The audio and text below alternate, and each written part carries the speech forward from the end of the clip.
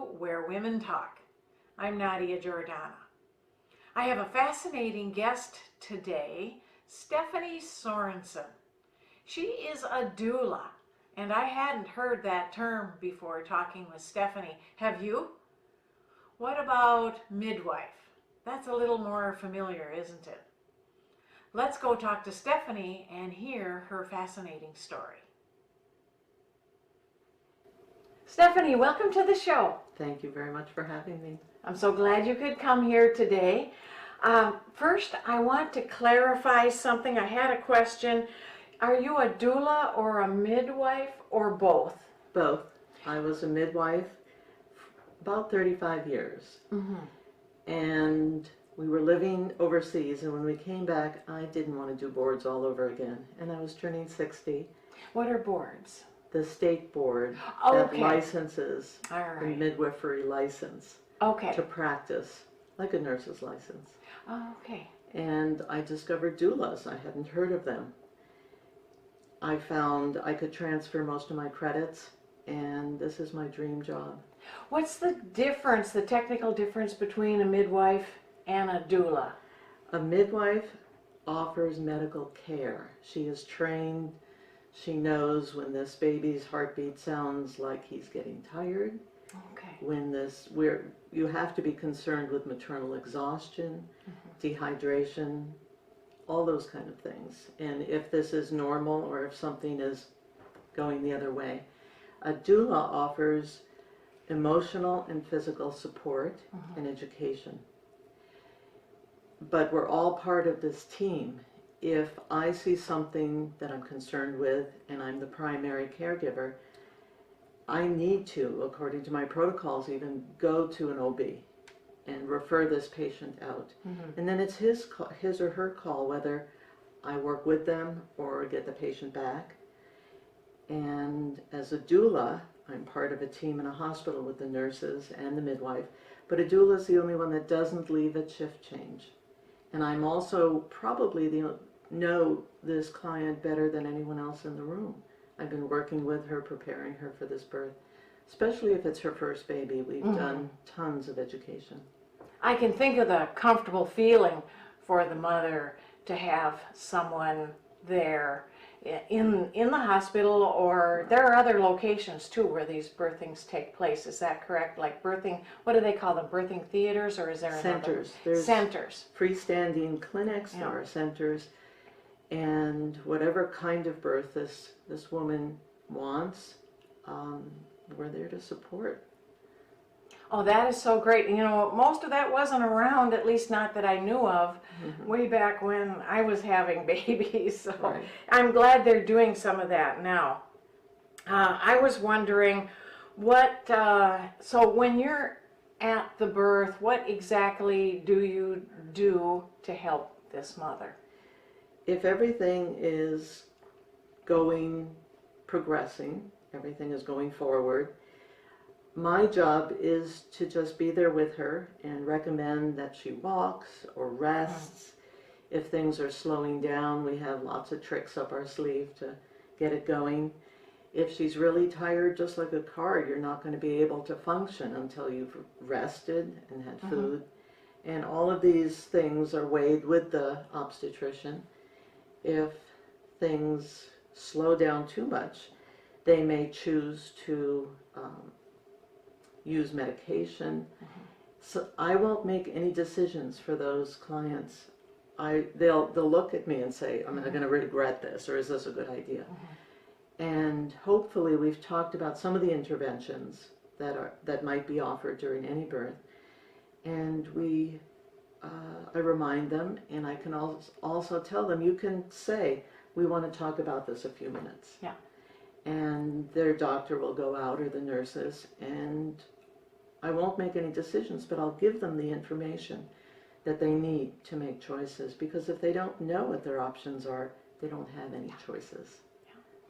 And this is not necessarily, and I think this is a clarification, many of the viewers, myself included, is not necessarily natural childbirth. That's something different. Is that correct? I am definitely a proponent, but of natural childbirth. yes, Okay. I had all of my children, 5 children naturally. I had twins naturally, and it became a teaching film. They filmed it. Oh, how exciting. And we are in More Business of Being Born, which is on Netflix now. We're in the movie Birth Story. They used the footage again for that. And also a teaching film that's, oh, how great. that's being shown at the university here in Minneapolis called Twin Vertex Birth. So we're famous from about here down. And my twins are 32 now. They did grow up. Yeah. So it's been a while, but you'll have to direct me to some of those clips. I'd like to go and look them up and see them. But I don't especially tell people, we're going to do a natural childbirth. We're going to do this or that. Yeah. I don't know where they're at. I have to figure out, where is this woman at? What does she want? What does she understand? Even what is she saying to please me, rather than what are her fears? What does she want? What is she afraid of? So that is, we take all those months ahead of time, getting to know each other and putting all those questions out on the table. How early do you get started with a new mother? I have one mom now who is about 8 weeks pregnant and very excited. So she is doing all her homework and wants to meet soon. Others, I have had a call from a hospital saying, there's a woman in labor, can you come? Are you free? Okay. Because they realize this person is either very young or doesn't have any support or family, especially a refugee family. In the Ethiopian community, they're very scattered, and many of the moms and aunts aren't here. And I go in, hold her hand, tell her this is normal, you're doing fantastic, your baby sounds great. And just that piece, offering that is, she's not going to get anxious, she's not going to tighten up. One of my mentors has a theory that's now, I believe, been documented. She calls it the sphincter law. It makes sense. Because they're shy, and if something scares us, we tighten up. And of course, that's not going to help labor progress. No. And yes, we might be looking at a whole lot more interventions in that kind of a birth. And those many times domino, it's called a domino effect, where things aren't moving, so you start Pitocin. Well, Pitocin can, not always, they've backed off a lot on some of these. And that's a drug or a medication? It's a medication, it's an IV medication. And if that gets going, you're oftentimes going to want something for the pain. So then you have those drugs on board, and then all of a sudden your baby is reacting to that. His heart rate slows, or we have other concerns. So we're heading for a C-section in that case. When you have a doula telling you this is perfectly normal, the nurses are reassuring you, the OB on the floor might come in and say, you're really doing great, you guys are great, and they leave and just leave us alone for hours, then our chances are better if that's a desire of the couple or the mom to have a natural birth. And we do many of those. Oh, that makes sense. But if something's come up, or she's had C-sections before, and she wants to try a natural birth, definitely, I'll support her. But if things don't go the way we planned, or baby has a very different opinion, and they are very opinionated.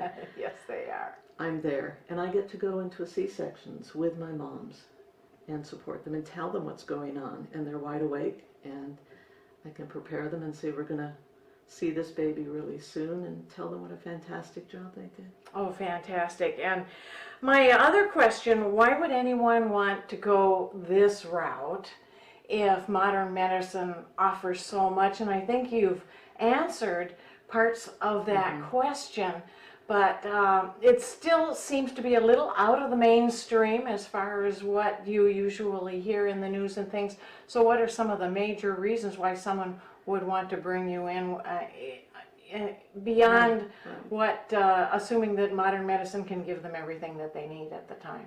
Well, the nurses have many, many obligations now. The paperwork, they have more patient loads than they've had before. The doula is the only one that doesn't leave at shift change consistently. I'm allowed to be there as long as I want. I can call one of my backup doulas if I really need to rest, if it's going on 48 hours. Mm-hmm. But I get to be there, and that changes the outcome of many, many births. Yeah. Our group of doulas has a 17% C-section rate. That's amazing. What's the national rate and normal At rate? this point, in many states, it's 40%, Okay. and that's a lot of surgery. Gee whiz, yes. And in some other countries, it's up to 95%. Of C-sections? In Brazil, Yeah. in China, in many countries, they're copying what they see in America, and this is so nice. You just make a date, you come in, but we don't see the statistics and the complications then. Well, if someone was watching and they want to get started doing this, what would they have to do to become, I suppose you'd be a doula before you would be a midwife if you wanted to go that far? You don't have to be a doula first Okay. to go into a midwifery program, either a lay program or a degree program. So there are many, many different paths there, and you should research all of them and see what states are offering different kinds of midwifery courses. There are some that are very, very focused on the midwifery model of care and definitely promote natural birth. Are they state courses? Are there college courses? There are college courses. Okay. There are now master's degrees Really? in midwifery, and they're amazing, and I've spoken at some of them. If someone wants to be a doula, you don't need any nursing background, but I've met doulas who, like myself, have been midwives, nurses, massage therapists, occupational therapists who are looking for a career change. And it can take up to 2 years to train.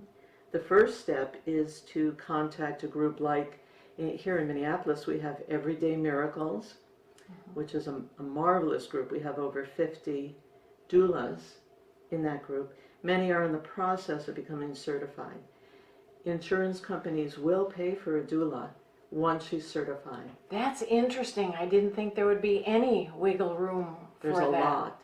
Okay. Because our outcomes are so much better. Okay. And we have our moms are happier. Well, that means they're willing to look at the statistics anyway. Then. Exactly. Yeah. So the first step is to connect with a group like Everyday Miracles. You can shadow a doula. I've had women come with me and sit in the corner and wait to see what happens next. And so, and I'll mentor younger doulas. And then when they feel ready to take on a few of their own cases, they can do that. Do you go with them sometimes? Sometimes I do. Early on? Sometimes some of the other doulas will. Yeah.